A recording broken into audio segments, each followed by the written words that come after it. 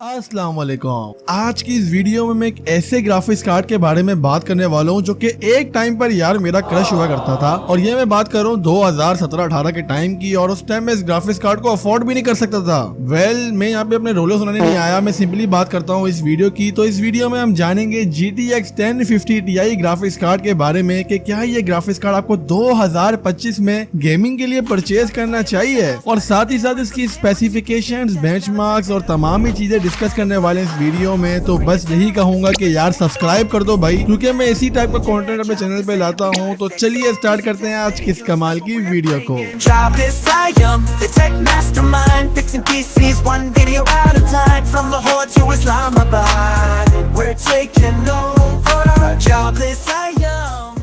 यार तो लंबी नहीं करता, सीधा हम बात करते हैं फर्स्ट ऑफ ऑल यहाँ पे स्पेसिफिकेशंस की। मेमोरी की बात करें तो एक ग्राफिक्स कार्ड 4 GB का है। मेमोरी टाइप इसकी GDDR5 है। मेमोरी बस की 128 बिट है। बेस क्लॉक स्पीड इस ग्राफिक्स कार्ड की 1291 मेगाहर्ट्ज की है एंड बूस्ट क्लॉक स्पीड इसकी 1392 मेगाहर्ट्ज की है। If we talk about the graphics features, then DirectX 12 का ग्राफिक्स कार्ड है ये, एंड OpenGL और OpenCL तमाम वर्जन यहाँ मेंशन है, आप सिंपली पॉज करके रीड कर सकते हैं। इसके अलावा यहाँ पे जो मेन चीज है ग्राफिक्स कार्ड की वो TDP है, जो कि ऑलमोस्ट 75 वॉट की है एंड ये काफी ज्यादा लो है। एंड इसी वजह से हमें ग्राफिक्स कार्ड को पेयर करने के लिए 250 वॉट की पावर सप्लाई चाहिए होती है। वेल ये काफी ज्यादा कम है, बट स्टिल आपकी कोशिश यही रहनी चाहिए कि यार एटलीस्ट 400 वॉट या 500 वॉट की पावर सप्लाई नॉर्मली परचेज किया करें, जस्ट बिकॉज के बाद में अगर आपको ग्राफिक्स कार्ड अपग्रेड करना हो तो किसी किस्म का इशू ना हो। बाकी यहाँ पे अगर इस ग्राफिक्स कार्ड की परफॉर्मेंस की बात करें तो बगैर बेंचमार्क्स के हम कैसे परफॉर्मेंस के बारे में बात कर सकते हैं। तो बेंचमार्क्स के लिए जो मैंने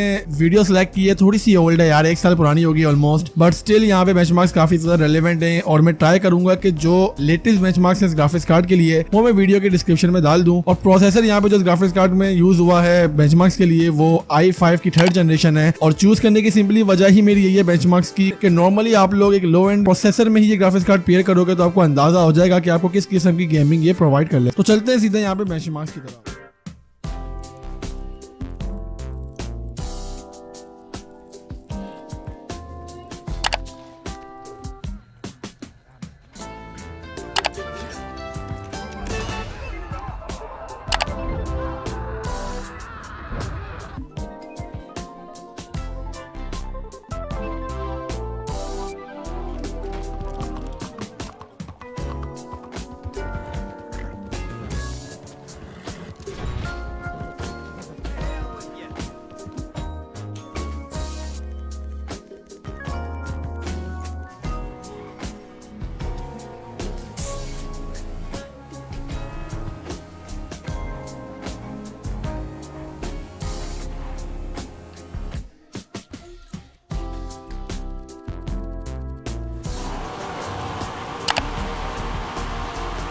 Around when it is safe to do so.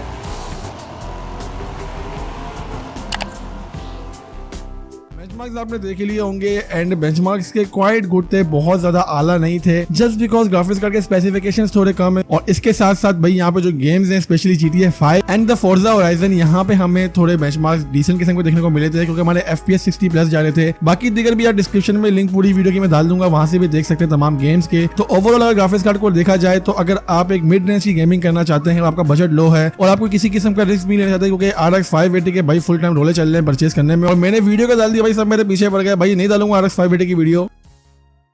खैर बैक टू द टॉपिक। तो अगर आप रिस्क नहीं लेना चाहते तो ये ग्राफिक्स कार्ड डेफिनेटली आप परचेज करना चाहते हैं, क्योंकि ग्राफिक्स कार्ड मेरे नजदीक आपको डिसेंट किस्म की गेमिंग प्रोवाइड कर लेता है। बट स्टिल जब ये ग्राफिक्स कार्ड अपने टाइम पे रूज में था तो लोग इसको RX 570 से कंपेयर करते थे 4GB वाले वर्जन से। आज भी इससे कंपैरिजन बिल्कुल वैलिड है, but RX 570 is quite old just because के इसके ड्राइवर सपोर्ट वगैरह भी नहीं आ रहे, तो ये इश्यूज देखने को मिलते हैं। मॉडर्न गेम्स के हवाले से अगर आप एटलीस्ट गेम को प्ले करना चाहते हैं देन ये ग्राफिक कार्ड आपके लिए अच्छा साबित हो सकता है। प्राइस की बात करें तो ग्राफिक्स कार्ड की प्राइस थोड़ी कॉन्ट्रोवर्शियल है, क्योंकि 25 से 26 के दरमियान ग्राफिक कार्ड देखने को मिल जाता है मार्केट्स में इजीली, बट स्टिल कुछ यहाँ पे सेलर्स हैं जो कि ऑनलाइन इसको 30,000 तक भी लगा रहे हैं। तो ये आपको डिपेंड करता है कि आप ग्राफिक कार्ड को इतनी ज्यादा प्राइस रेंज में परचेज कर सकते हैं या नहीं कर सकते। अकॉर्डिंग टू मी यार आपकी तरफ दीगर ऑप्शंस भी बचते हैं, जैसे कि GTX 1060 3GB हो गया या 6GB, जिनको हम एज अल्टरनेटिव यूज करते हैं RX 580 की तरफ, या फिर हम लोग यूज कर लेते हैं सिंपली यहाँ पे GTX 1650 सुपर या 1660 Ti, जो कि आपको एक अच्छा कंपैरिजन प्रोवाइड करते हैं RX 580 के हवाले से। बट स्टिल वो ग्राफिक कार्ड की प्राइस थोड़ी बहुत ऊपर चले जाती है, आपके अंडर GTX 1060 3GB आ सकते हैं, तो सिंपली आप उसको भी ले सकते हैं। अगर मतलब चाहते हैं मैं इन दोनों ग्राफिक कार्ड को कंपेयर करूं तो आप नीचे कमेंट में मुझे बता सकते हैं बाय द वे कि GTX 1060 एंड GTX 1050 Ti को मैं कंपेयर करूं तो